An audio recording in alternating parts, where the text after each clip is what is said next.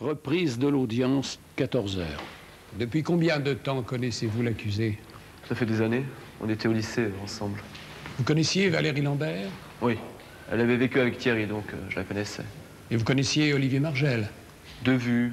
Je l'avais souvent croisé dans les soirées. La dernière fois, elle était avec Valérie, justement. Et vous en avez parlé à Thierry Carpentier? J'aurais peut-être pas dû. Mais cette fille, elle lui en a trop fait baver. J'espérais que ça lui ouvrira enfin les yeux d'apprendre qu'elle sortait avec un dealer. Peut-on savoir ce qui vous autorise à affirmer que Olivier Margel était un dealer? Il m'avait déjà proposé de la cocaïne.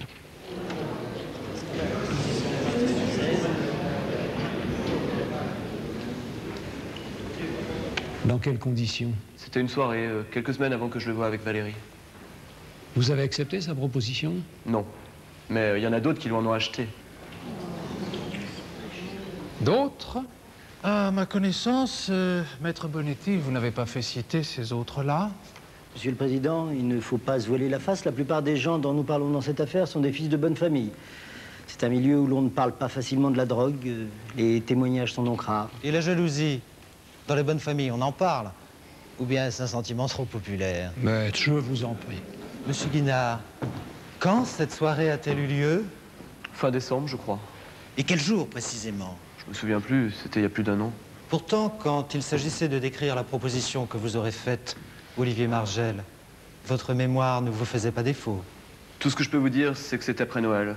Je dirais entre le 28 et le 30.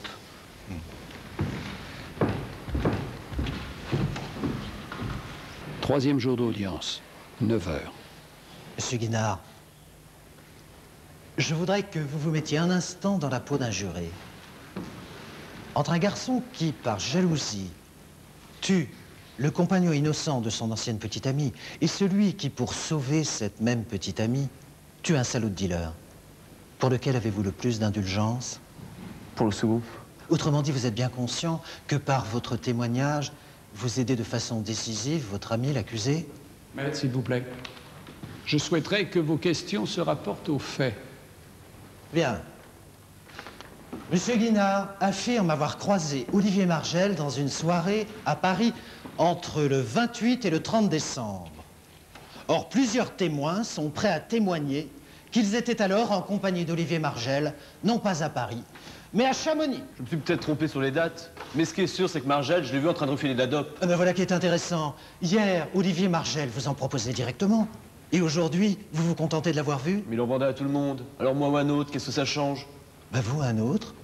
Monsieur Guinard, c'est toute la différence entre le témoignage et le on-dit, entre la vérité et le mensonge. Mais je ne mens pas. Monsieur le Président, le témoin lui-même a déclaré hier qu'il ne se souvenait plus des dates exactes. Oui, j'ai dit fin décembre, mais ça pouvait être début janvier. Et puis vous avez dit Olivier Margel, mais ça pouvait être Jean-Pierre Dupont. Oh, je vous en prie, maître, écoutez, vous avez beaucoup de talent, mais... L'audience est suspendue.